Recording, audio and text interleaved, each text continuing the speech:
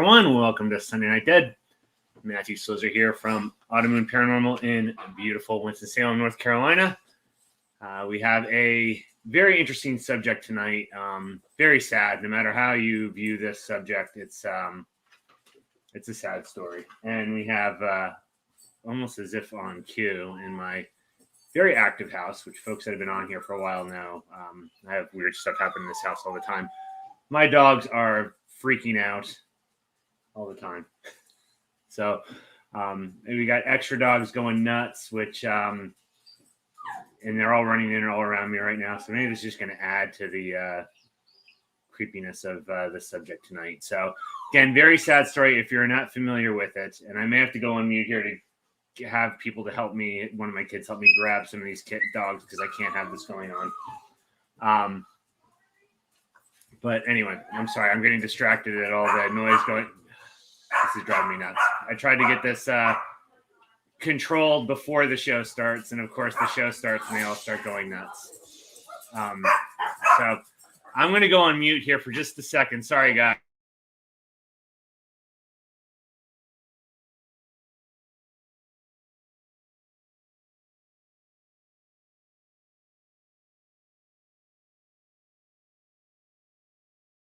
All right, so I'm back. Sorry about that. Yeah, they're very noisy, so I apologize for the dogs in the background. Hello, everybody. Pure Love Ascension and Pepper and Teresa and Stefan and Joyce. I'm sure I'm missing somebody in here that said hello. That's not intentional. I'm just kind of scanning through the chat here really, really quick. So, yeah, this is a really sad story if you're not familiar with it. Annelise Michel, the Exorcism of Emily Rose was based on this story. Hey, Jason, I believe it was probably the inspiration for some other exorcism type movies as well, whether they officially said it or not. But yeah, it's a sad story overall. And what I will try to do, I try to do this with all the topics we do, is I will try to just talk about it from all different angles and not really bias it too much with my different views on this. You might be able to figure out kind of how I view things on it, but this isn't about me and my views. This is about the whole show is really about diving into different areas that I find interesting and kind of sharing that with you all. So, hi, Amanda. So let's get started on this. So, again, some of you, I can tell from the comments, some of you are very familiar with this subject. Some of you watching this may not be, but Annelise Michel was born in Germany in September of 1952. And she was born into a Catholic family, which interesting thing with Europe, with all the different wars and then the kings ruling after the Reformation, generally, different countries had different either they ended up being all Protestant or all Catholic because they basically persecute the opposite side. Germany was split up into lots of little kingdoms until the 1800s. And so Bavaria in the south is very Catholic, but it's one of the few places in Germany that is primarily Catholic. So this was in southern Germany in the Bavaria area. And really to set this all up, you need to know a little bit about Vatican II. So I'm Catholic, so although I don't profess to be an expert in any of these things, I don't want to make any assumptions on what people know or people don't know. So in the early 60s, a reform was launched. I think it was called like the Second Ecumenical Council. Regardless, it's called Vatican II now. And they essentially reformed the church. Prior to that, the Mass was still said in Latin, and there was all kinds of reforms, all kind of changes to essentially modernize the church that got taken place in the early 60s. This is going to be very, very significant in this case because this is a very traditional family. And they very well, even now, I don't know how many people would actually hear this, but there's actually kind of a pushback and almost a little bit of a crackdown because there's some parts of the world where there's this big movement to kind of go back to pre-Vatican II. So there's like these little breakaway parishes and things, kind of doing it. It's an interesting little side, nothing related at all to paranormal, but it's just an interesting side thing to follow. I follow, just again because it's my faith, I follow a couple websites and things, so I see little news and stuff on it. But anyway, this is important to know that this was just going on in the early 60s. Obviously, it was controversial. Some people didn't like it. People don't like any change. It's funny. The church, I didn't grow up Catholic. The church that I grew up in had a pastor for like 40 years or so, and then they moved on, and like people would freak out over like real little like minor things. You like change a hymn or something, and people would start getting mad and leaving and stuff. So when you do this massive overhaul, obviously there's going to be people unhappy. And again, this was a very traditional, very strict family that she was born into. So much that her mother had a baby out of wedlock, which was still a big deal in the early 60s. And so so much so that she was at her wedding, she actually wore, I don't know if she intentionally did it or if she was forced to do it, but she wore a black dress to her wedding because she was impure. And so so just interesting. And Annelise, who's our main topic for tonight, was the oldest daughter to come. These dogs are going to drive me nuts today. We have people upstairs, and I have some dogs that have kind of separation anxiety, and so they all want to be upstairs with them, and so they're like barking. Anyway, where was I? So the wedding. So Annelise was the oldest daughter born from that marriage, but the oldest daughter, the one that was born out of wedlock, died at the age of 8. So she died as a child. I didn't find any statements or things that they viewed that as, punishment or anything, but I wouldn't be surprised if that kind of played along as well, that, there was some kind of, the sadness and having to deal with that all, had to deal with the circumstances under which she was born. But again, this is very, I don't want to dwell on it too much, but as we get through this and into just kind of making your own conclusions and kind of how this all plays out, the religious atmosphere of this family and the religious environment that Annelise was raised in is very important. But not only the environment of that family, but the environment that the church they'd be in, particularly if it was I'm making some assumptions here, but based kind of on what I heard, it sounds like the whole parish itself was pretty conservative and maybe not really happy with a lot of the changes that were coming through as well. So this environment's all going to play an influence on kind of what happens here. So yeah, they were very strict. The oldest daughter died at 8. Things started happening with Annelise. Now, she was always kind of sickly. So there's reports of her having a bunch of different childhood illnesses. And then at 16, she had this incident where she kind of just, for lack of a better word, just kind of spaced out, just kind of zoned out, kind of tuned out of things. And then later on, I forget if it was that same evening or very close to that, she had a large seizure at night in her bed. Reported that she felt like she was being pushed down onto the bed, a lot of pressure, indicated that she wet the bed. And so this was kind of the start of things. And she was diagnosed with temporal, I got to find it now, I had it written down here. I want to make sure I got it right. Temporal lobe epilepsy. And so some things with this, and it was kind of interesting, some of the things that I read, and I'm certainly not an expert in any of this. So, agree. So just, I'm just relaying things that I've read and heard. But some features of this are sudden emotions or change of emotions that kind of black out. So not having memory of what's going on, that almost kind of zoning. I remember as a kid, there was I forget which one. I think it was One Day at a Time. There was a show on that where the girl had epilepsy, but they all thought she was on drugs. And basically her seizure was basically just that. She just kind of like stare off into space for a while. Like that's kind of what some of these seizures are. But then also sensory disturbances. So all kinds of different sensory. So that could be, seeing things, hearing things, smelling things. Now, the one doctor that I was seeing a report on, I don't know whether this is true or not, said unlike schizophrenia or some of the other kind of disturbances, this type of disturbance or this epilepsy, the seizure or the disturbance is in the same part of the brain. So they were claiming that some of these sensory disturbances would be same. So if you heard a voice, it would be the same voice kind of saying the same thing. Now, that's not necessarily consistent of where we're going to go, but it is kind of interesting. So they were saying, it's not like schizophrenia where, it could be different voices saying different things, different times, that these seizures would be very similar in nature. Now, kind of what I read going through here and what we'll cover kind of contradicts some of that, but it was an interesting thing that I came across. So they started giving her meds, and actually the meds didn't help. The symptoms seemed to get worse. She had more of these seizures. She started seeing demonic faces when she would go to sleep, or closing her eyes. She would see these faces. She said she would see like demonic faces when she was praying. I'm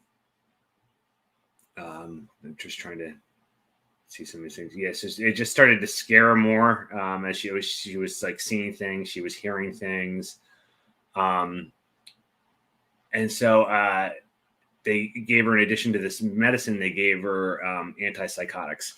Now I'm going to add, and I'm just going to kind of point things in here, and I want to say again, I am trying to do this from all angles. So I said this originally when I launched this show, that this is just kind of covering it from different angles, and you guys make your own conclusion. So when I'm throwing things out here, I'm not saying necessarily that I believe it one way or the other, but another thing that I found interesting is there are a ton of meds and med changes, psychoactive med changes during the whole course of this ordeal, putting her on stuff, taking her off stuff, increasing doses, removing doses, that I wonder in the whole span of as this goes on, how much that affects things too. Because you start, any of these things that affect your brain chemistry, a lot of these things you need to wean off, wean on, wean off. If you stop taking them abruptly, it can cause all kinds of problems. And then if you start adding that, you got multiple things going on and they're adding things. And I'm not sure, given the dynamic in the home and some of the dynamics that we're going to describe here, how compliant was she with these meds? How consistent was she with these meds?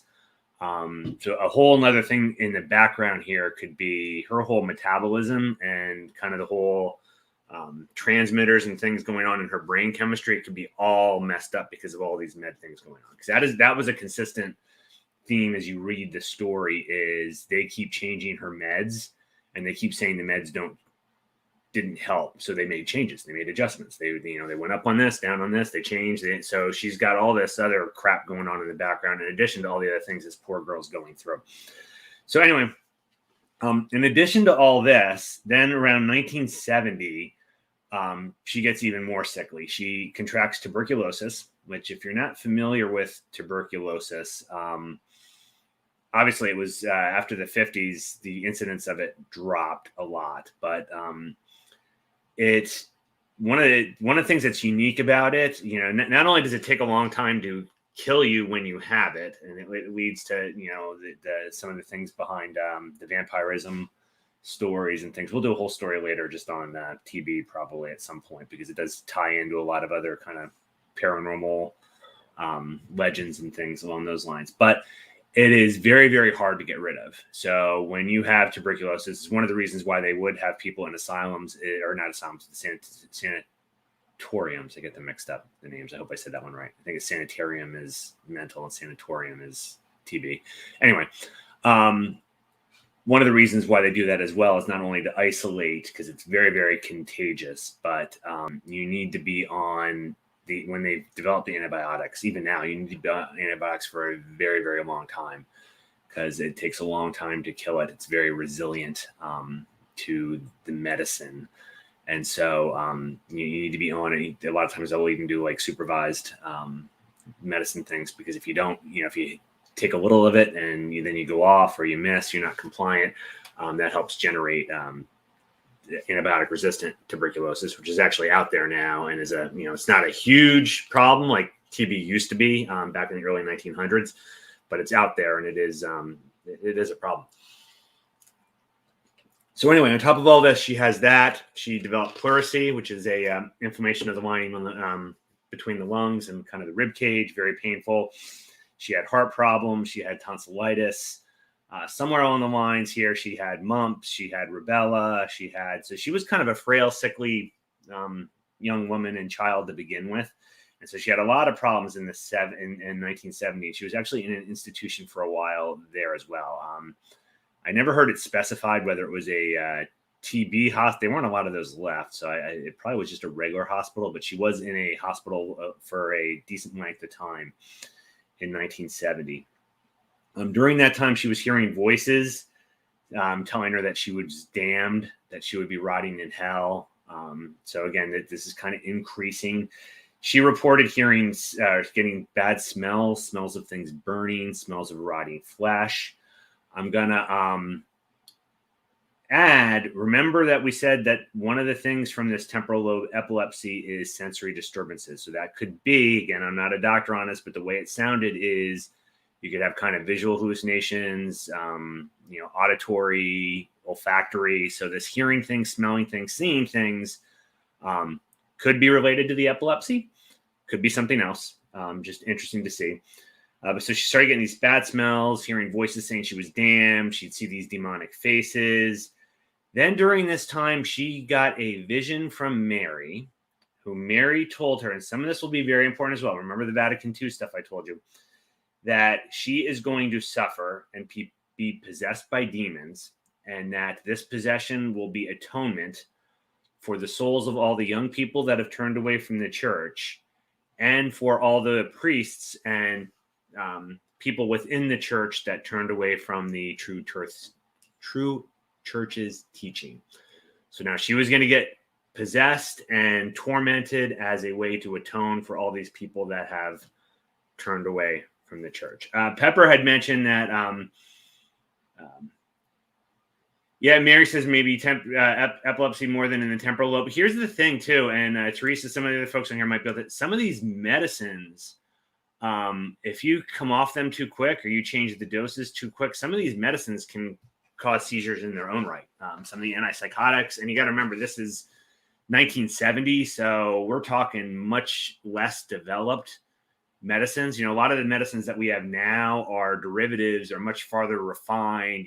That the dosages, the side effects, everything is much less, or much more, I guess, refined, and much better windows of therapy and side effects and things than they were back then.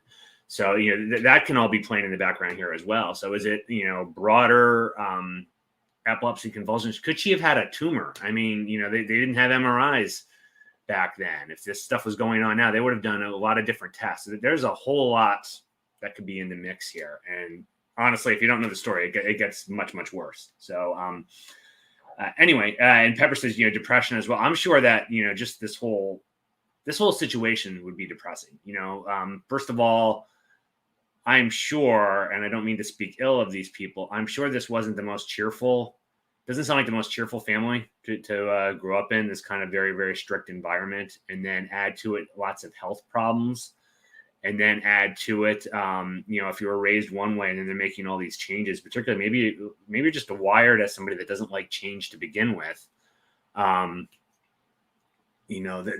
these things, and then just the general being a teenager and all that. I mean, again, she's like 18 when this is going on right now. So just all that factored in, I'm sure that didn't help. So yeah, there's a lot. This poor girl, it's got a lot out of whack already with these other things going on, and as I said, it's only going to get worse.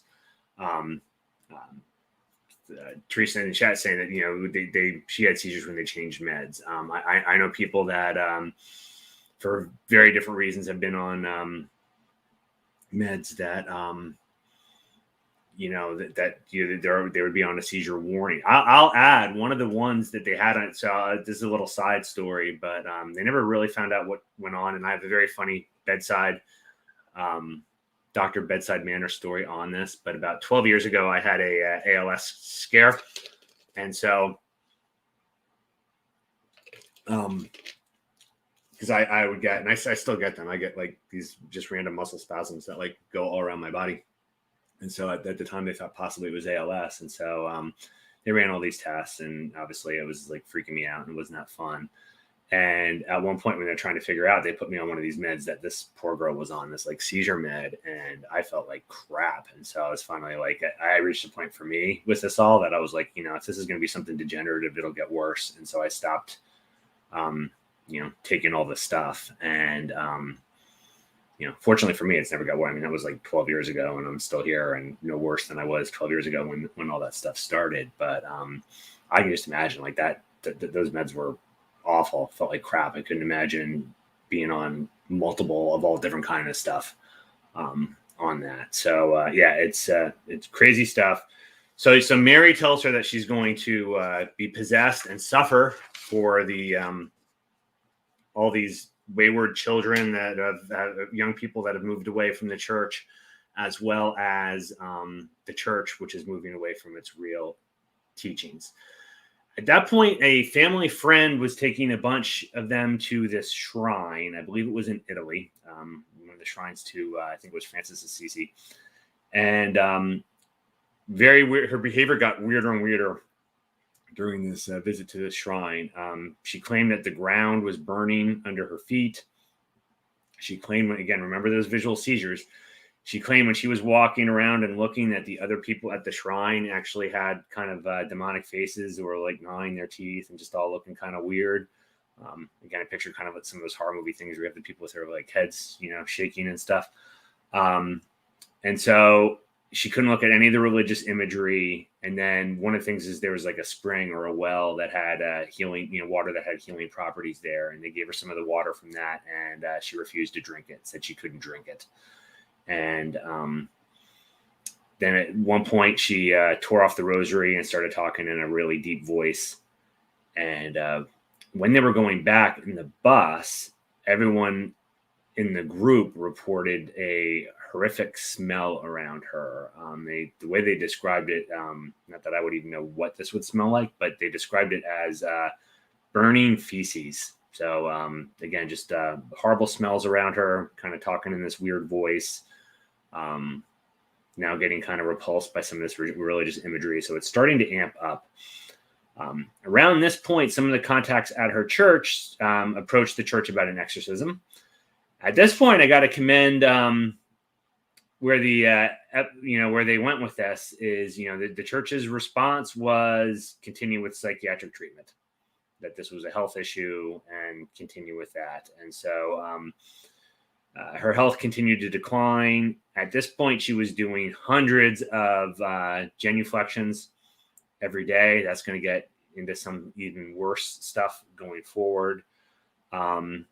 The behavior got really weird. She started eating insects, eating spiders. She ate coal. She would drink her urine. She would urinate herself and then take the clothes and start chewing on them.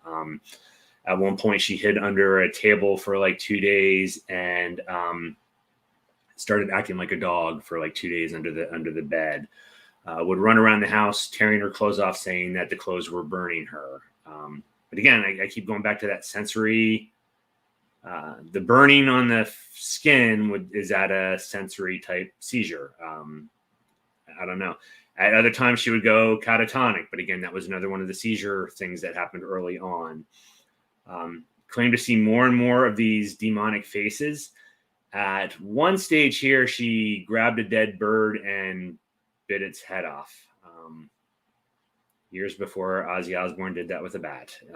She did it with a bird. And then the other one that is kind of odd is there were claims that she could lift and throw objects much heavier than she should be able to do. So that was the other piece. And again, along with this is just this, growling and talking in a low voice. So this behavior is getting weirder and weirder.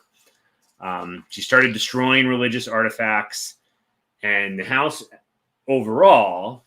But again, I'm gonna comment on this. Again, I'm doing this from all angles.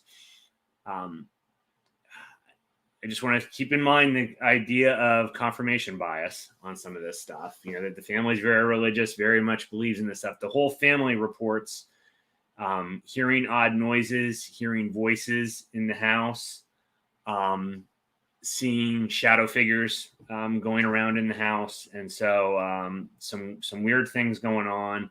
So what do? They make more med changes to her with no improvement. Now the family at this point is convinced that it's demonic. They keep going to try to get help from the church. Requests up to this point were all denied for the exorcism. That's when a Father Ernest Alt gets involved. Now he was a strong believer. Seems to be more of this traditionalist. So again, keep that confirmation bias in mind with kind of how this plays out. Also a strong believer in exorcism. So he was appealing this case. Started doing this. Now we're into 1974. So this has been years of this. This started in like 68 and got worse. So Teresa, I'm going to share that because I want to keep, that's a good thing there. And something I want to keep in mind is not only confirmation bias, but there's this other idea of, with folks, of how much do you start to psychologically play the part that's laid out before you, and how much of this, do you even start to paint yourself in a corner if you start with these things, and then as it starts playing out, you start just continuing to play the role. Rather than, hey, I just made this all up. I'm not saying she made it all up. I'm just kind of throwing all this stuff out there. So this 1974 still kept doing it. He, this Father Alt was observing, making different observations of things he was seeing with her, and playing this all, documenting this all. And finally, in September of 1975, the church agreed to an exorcism under the conditions that it was kept confidential. So at this point, during the course of this whole, from the beginning of the exorcisms till the end, there was a total of 67 exorcisms performed, about 2 a week.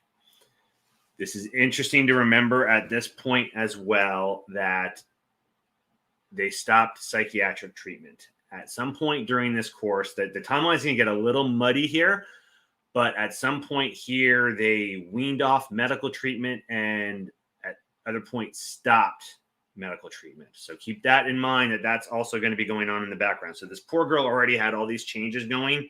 It's going to get more chaotic in this next spot. She felt that it was her role, again, from this vision from Mary, that she was going to die for others. That was her whole meaning in life. So, in her head, she's already that, that she's possessed, that she's going to die, and that she's going to sacrifice herself for others. I told you before that she did all these genuflections, like over and over and over again, and kneeling. It got to the point that she did it so often, and she wasn't eating very much and drinking very much. So she got if you see the pictures, I'm not going to share a whole lot of pictures. I'm going to, if you can hear it, I'm going to play a little of the audio. Hopefully it comes through. I'll have to listen to you guys. Have to let me know how well this comes through. I was just going to kind of play a little of it in the background, just so you can kind of hear some of how it went. There's a lot of stuff online on this. Now I'm going to say why I'm not doing some of this stuff. I know I'm kind of bouncing around here. I think it was Christine early on said that she commended me for delving into some things that I'm not comfortable with. It's funny because everybody's got their own kind of boundaries and barriers. And so I have friends, and I know people that think I am crazy and pushing the limits for what I'm doing right now, that I shouldn't be talking about this. Some folks think I shouldn't be doing the show when I do things like these cards, that I'm crossing a boundary. But I did a blog talk show years ago with someone that I consider very credible, that did a lot of YouTube research playing exorcisms.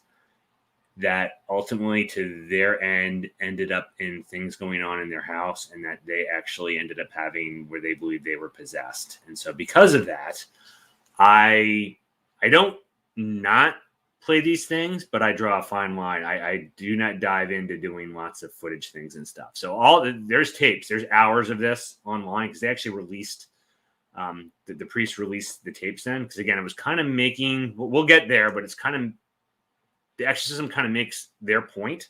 Again, getting to this whole bias piece. So a lot of the audio is out there. I didn't listen to it all. I have a little bit on here that I found kind of creepy that I'll play on it, but that's partially why, as I don't.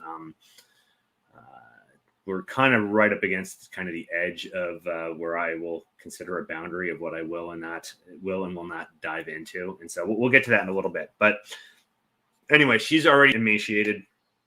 She's not eating well. She's not drinking well. She's still doing all these genuflections, to the point where she tears the tendons in her knees and actually, I believe, she fractured her kneecaps doing all these bowing and kneeling. And it's just crazy. And then she needed to be restrained. So even if you see how skeletal she is, she still was supposedly had, this is one of the things that they, give on the side of kind of the abnormal, is she had strength that you wouldn't be able to explain for someone that frail. So she would have great strength. Again, you can make a medical thing that it's just with these seizures and things going on. Maybe she's getting these massive dumps of adrenaline that's doing it. So, it could be one way or the other, but she's showing this kind of great strength. One of the ones I did forget when they were seeing the shadow figures and stuff that I forgot to report is there were reports of swarms of flies that would appear around her and around the house and then disappear. So she had kind of these bugs or insects that would be considered kind of unclean or, kind of related to evil type things that would be appearing around her on all these things. And so,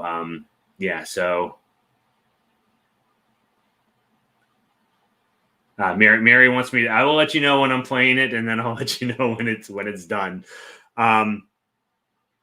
So yeah, I might as well. Okay, I'm going to do that now, Mary, and then I'm going to wave. You guys are going to have to let me know if you can hear it, though. I'm going to turn it up. Watch upstairs. You're going to hear somebody going, "What the hell are you playing?" I'm only going to play a little bit of it. I just wanted to get you kind of a feel for what it's like. It is kind of weird. So here we go.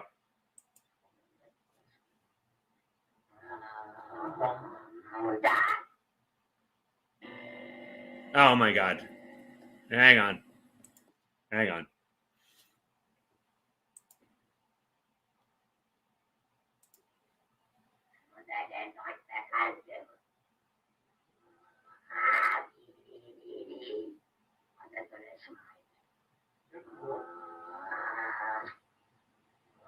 The volume goes up and down a lot on it. Hopefully you can hear her growling, but that's really a lot of it.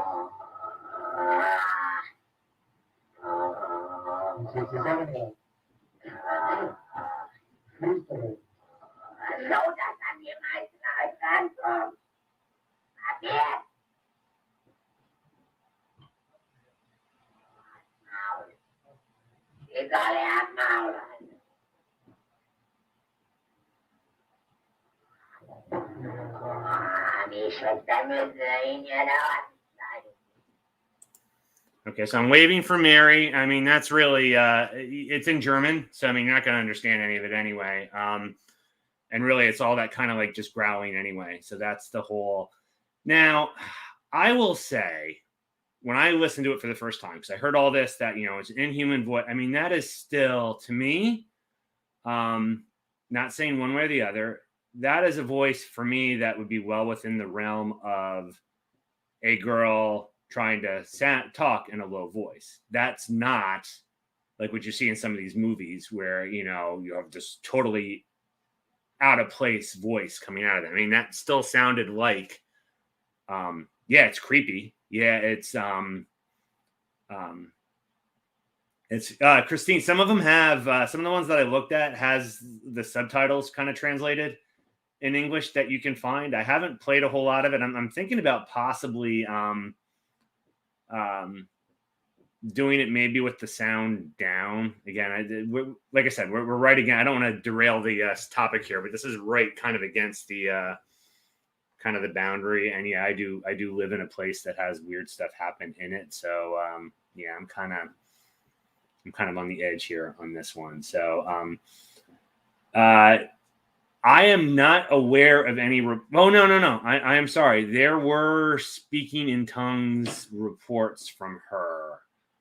I did not find. That's a good point, and I should have dug into that more. So I apologize to you all. I did not find in anything I was researching on this any descriptions of what any specific languages that were used, though.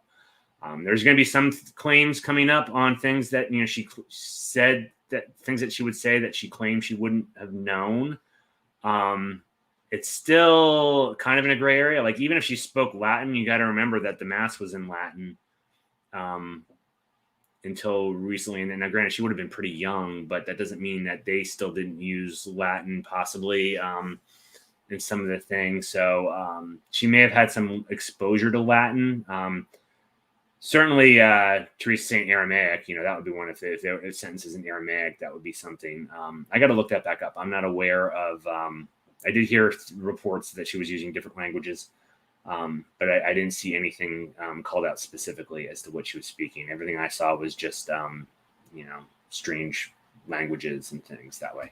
That's true as well. They may have taught it in. I'm assuming she went to a Catholic school, so they may have taught Latin there as well. Again, that was much more common. Particularly if you were in a parochial school, than you would think nowadays. So just interesting. So here's the other piece, and this could be an interesting side discussion. Speaking languages you don't know would be one of the things, and I believe that was in the claims. I just can't, off the top of my head, I can't claim.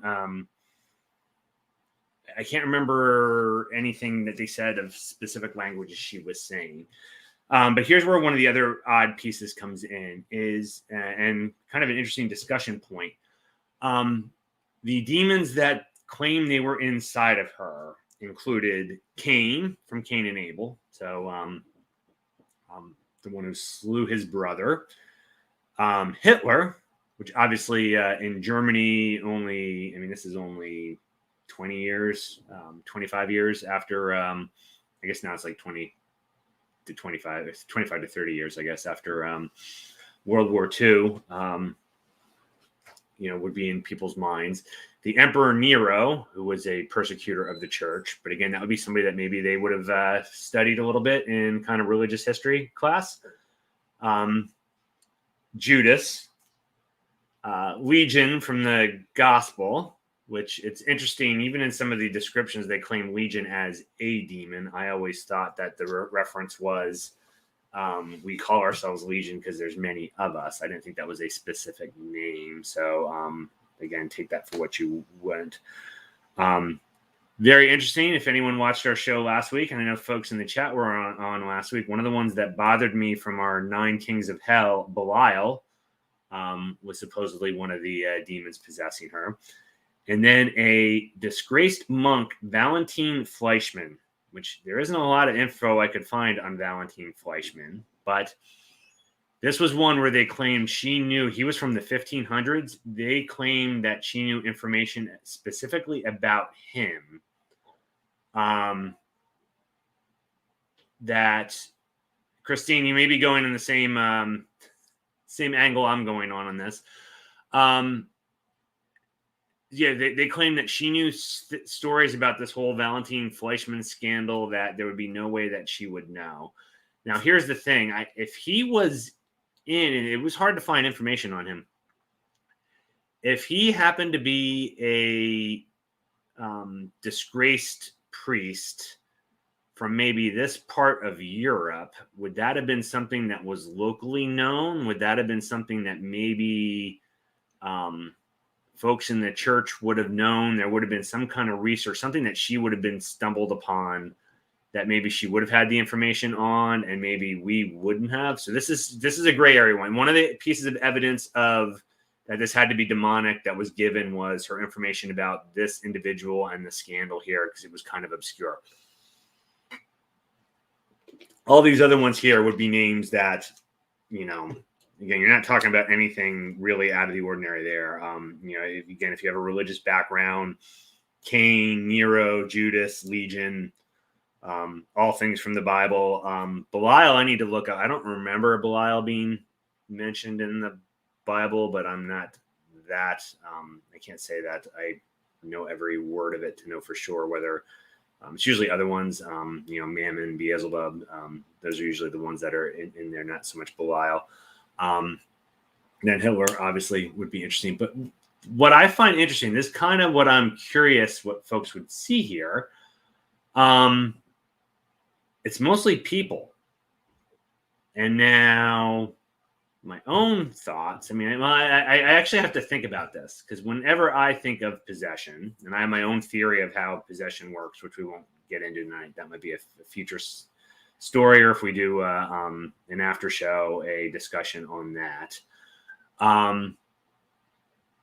I don't know how I feel about human spirits possessing people, and I certainly don't think human spirits could possess people in a way that is demonic.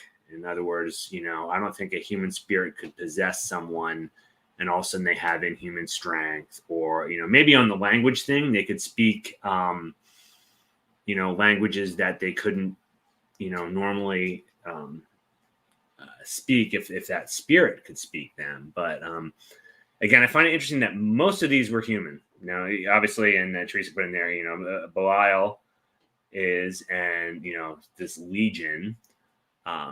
So again, going towards one of the theories on this, interesting that most of the names that were given were human names, and most of them a tie to biblical. And then, we're in Germany, so we'll go ahead and give kind of the mother of all bad, people on people's minds. We'll throw Hitler in there as well. Now, it was interesting that there was this information given on this Valentin Fleischmann. So that's kind of an odd one too. So it's like Cain, Hitler, Nero, Judas, Legion, Belial, and then Valentin Fleischmann. So kind of weird.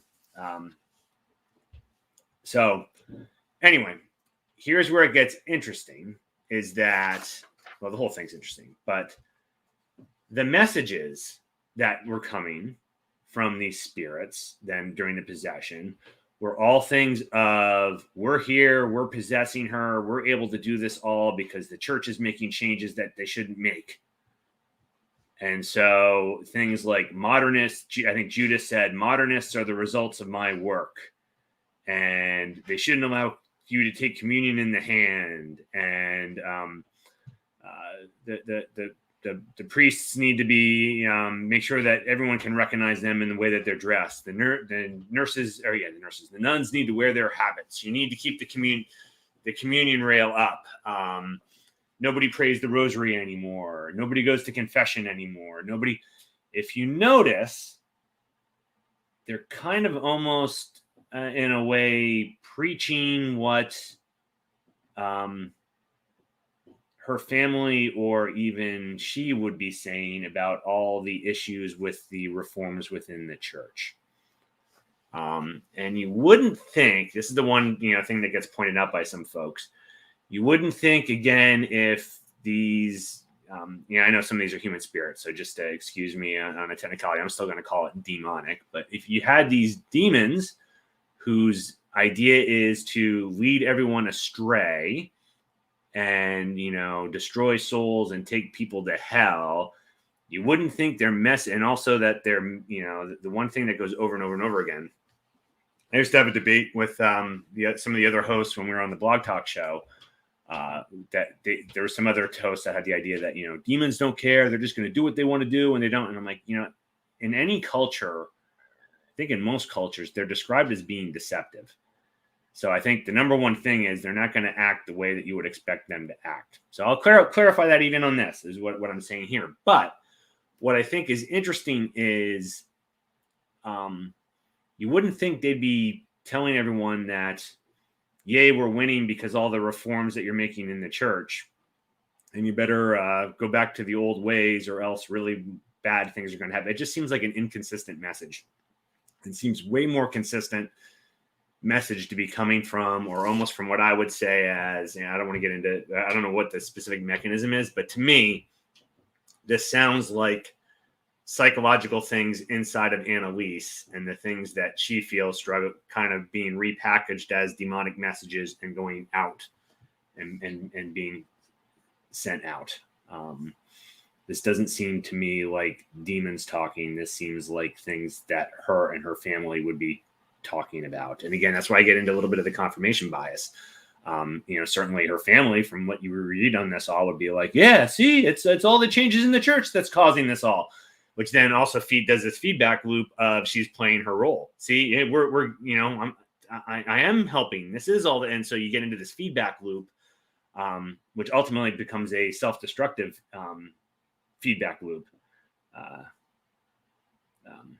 I agree. Christine says, think about it, it's easier to possess a weak-minded individual than a strong-minded one. I agree, and I'm going to add too, and I don't want to keep repeating this, but I want to say I'm kind of throwing all angles out here for you guys to kind of make your own decisions here. So don't think I'm being inconsistent by just throwing all kinds of stuff out there. Even from my own personal work I've done on hauntings and things, there is a strong correlation, in my opinion, between mental difficulties, mental illness, whatever you want to call it, emotional difficulties, and paranormal activity.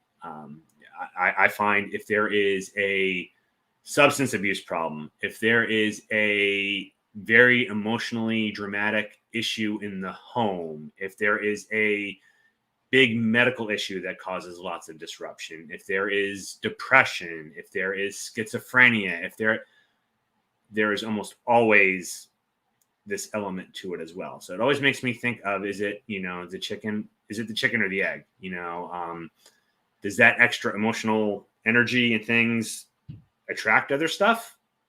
Or to your point, is it an attack on somebody who is vulnerable? Or even a third option, is it actually the power of our mind actually projecting things outward that's able to manifest other things that people can see? I don't know. I'm not, but it's an interesting thing that I've seen. All right, sorry, getting caught up a little bit here in what we have in the chat here. Steph says, I'm going to share that. I hope you don't mind. That, you could argue that it was her actually trying to get her message out in the middle of all these things. It could very well be. Again, I'm not saying, and I'll add that. So here's the argument to help support that it could be something demonic, and the whole, if you think about these priests, if all in this whole area, if they were all kind of anti-reform and anti this Vatican II, I didn't go and listen for reasons I said earlier. I didn't go through and listen to all these, and I don't even know if the English subtitles are for all the recordings out there.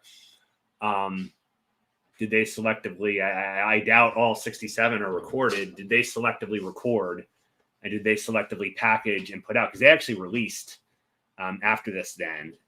And it's so kind of ironically to kind of almost get their message out. So was there an agenda with what the priests decided to capture message-wise? So were there other messages? Were there other things that were coming out that maybe weren't consistent with saying the reform in the church is bad, that maybe they just didn't push those messages out? I will say there was interesting things. There was an interesting dialogue between kind of Hitler and Judas, where it sounded like they were almost like trolling each other.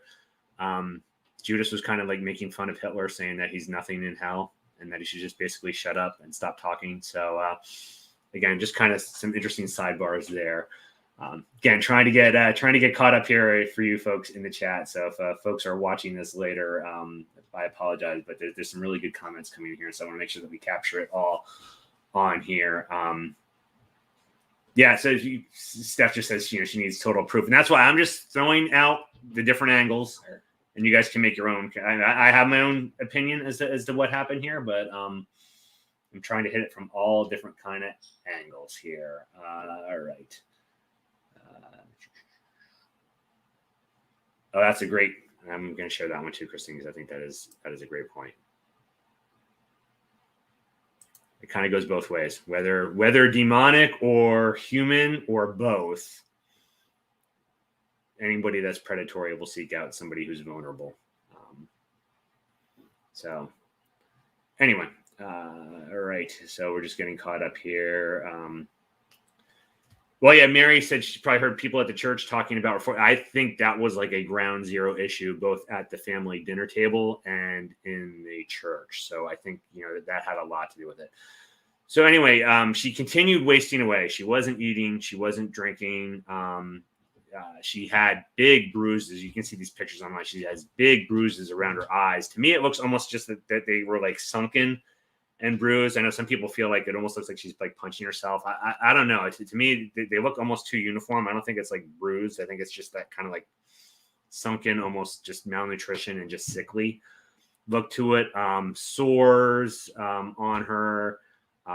She would scratch and kind of tear into herself. She really stopped eating. She stopped all medication at this point. So keep that in mind. So now you stop all meds. You're going to have all these psychoactive things like totally plunging. Surprisingly, they started this in September of 75. In October of 75. So only after 1 month, they expelled all the demons. She supposedly vomited each of them out with a Hail Mary, and it was done. In 1 month, it was all finished things out. But then the timeline gets a little muddy, but somewhere in like November-ish, so not long after, things started happening again. And then around this time, it took them a little while, but then basically Judas identified that he was still there and that he would not leave and that he was supposed to be there until Mary came and told him he could leave. And so this continued. They continued the exorcisms again. It was about twice a week. They kept doing this. She got weaker and weaker. March, she was much weaker. By April, she said her greatest trial is ahead of her and that this would all be over by July. Excuse me. In May, as she continued to decline, so we're getting near the end here. It's kind of all wrapping up. In May, as she continued to decline, they actually put her into a mental hospital. And actually, in hindsight, if they had kept her in the mental hospital, would have at least extended her life, possibly had saved her life. Again, she was in there for a while, but after only a week, they sent her back home, and things got much, much, much worse after she got home. She broke teeth as she started chewing through walls. She put her head through a glass door. So just the whole, just the whole violence and her acting and everything was just going way, way up now in May. Got through until June. Again, she wasn't eating. She wasn't drinking. She got a high fever, developed pneumonia, and on July 1st of 1976, she died. When they did the investigation on this, they found out that if medical intervened even 1 week earlier, so even the last week of June, if there would have been medical intervention, she would not have died. So even with all this stuff going on and how wasted away she was like a walking skeleton for a while. She passed away. Now, I forget the specific person. This is a very interesting story. I believe it was the priest that was at the helm, and he didn't have the forms to fill out for like the death certificate. So he had to call somebody else to come out. Who that was, doctor, medical examiner, it wasn't really clear who it was. When they came out, so this would have all gone away, except he didn't have the forms. And the other person that got called out to the location saw all this and was like, oh my God, there was something here, and raised the alarm of kind of malpractice, maltreatment. And so basically the priests and the family was charged with negligence and kind of wrongful death on this. And so the trial was in 78. Now, what's interesting is there was a nun who had a vision that Annelise's body did not decay, and that if she would be exhumed, they would see that her body did not decay at all, and that would be evidence that there was something going on here, and they would be exonerated. Also, the priests claim that some of the injuries that she had was actually the stigmata that was shown at the end, and they viewed this as they were saying that this was evidence that she survived, that not she survived, but that all the exorcisms were successful, and that she was actually saved and delivered through all this. If you guys don't know what that is kind of the marks and the wounds of Christ. So you get kind of the holes in the hands, the holes in the feet, and then eventually the stab wound in the side. They do exhume the body, believe it or not. Some of this I find kind of very interesting what they ended up doing. They exhumed the body. Interesting enough, the family, the priests, nobody from that side was allowed to see the body. So they exhumed the body. The authority said that the body was in an advanced state of decomposition. It would be wrong for anyone to see her. And they actually, when they exhumed, they said that it was to put her in a different casket. They did put her in a different casket and go ahead and bury her. I believe everyone was actually convicted, but most of it was kind of commuted sentences and probation. I don't believe, I'd have to go back and look. So forgive me if I'm wrong on some of this. I don't believe anyone actually did any time on it. It was all kind of more publicly disgraced and kind of commuted sentences and probations. So, yeah, so interesting there. And then the last piece of irony, or not irony, but the weirdest thing about this is 2013, I think it was, the house where this all happened burned down, which most people feel it was just, kind of an accident. Some folks will believe that it was tied to the things that went on there, but there is no longer the Annelise Michel house no longer exists. It burned down in 2013. Yeah, they would. That's the one thing. Mary has a good point. That's the one thing I didn't understand is I thought they, in 1970, they would have been doing embalming. So I wouldn't have thought, I don't know. I guess I should look into this. I almost kind of didn't want to see it. How bodies that are embalmed, what happens over the span of 2 years? Because it would have been about 2 years, year and a half, 2 years. I don't think advanced decomposition would be in an embalmed body after 2 years, but maybe I'm wrong. So that was that isn't, again, another weird, if you just wanted to kind of put this whole thing to rest, I think you let the parents see that she's not pristine. And there's even some weird pictures out there that they claim that you can see from the one angle, her body's fine. And then there's this, I think it's pareidolia, just so you know, but then there's this like black mark on the coffin that looks like a claw. And she's like, that's the devil's hand. And so you can find that stuff online. I personally think it's all pareidolia, but there's some stories around that as well.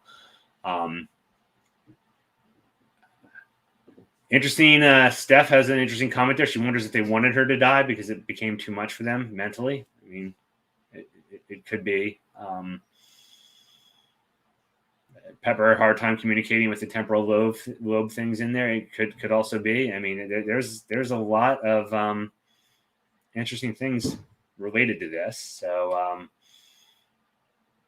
yeah, I mean, chronic fight or flight with the seizures there and stuff. So she could be just kind of in this constant state where they think she's thrashing out because they're doing the exorcism, but really she's just in this flight or flight state. So very weird stuff. So, yeah, I hope you enjoyed our dive into Annelise Michel. Let me know in the comments here your thoughts on the case and what happened with it.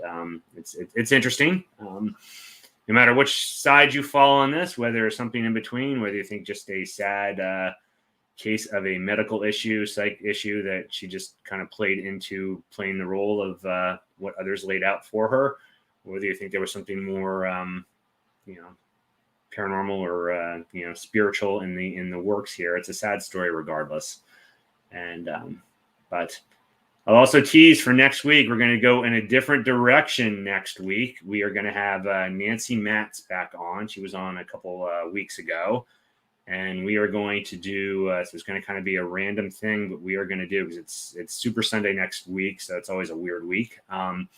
We are going to do 4 free readings. So folks in the chat, we're going to go ahead and pick folks that have their questions, and we will do, well, she will do, I'm not going to do, I'm just going to mediate it. We will do some live readings for folks. So if you have questions. She finished school. Yeah, real quick, I'll tie up some questions here. She did finish school. She graduated high school, and then she was going to be a teacher, and she was actually working on her thesis almost right up to the end where she died. So, I mean, I don't think she ever graduated, but she actually had like all the work done and was like actually like tying it all up. Actually, she was. I didn't enter into that kind of in those years, 70 to 74, where she was having some of those seizures. She was actually living at college and having some of the issues, seizures and voices and all those things actually while she was living at school.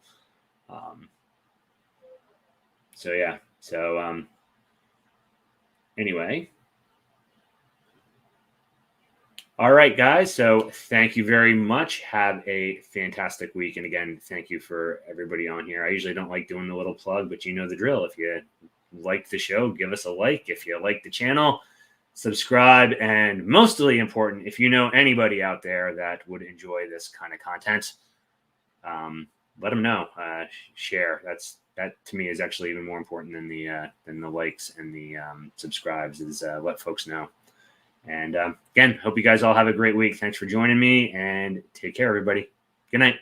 Oh, join me Tuesday with Sarah for Astrology and Alchemy. Have a great week.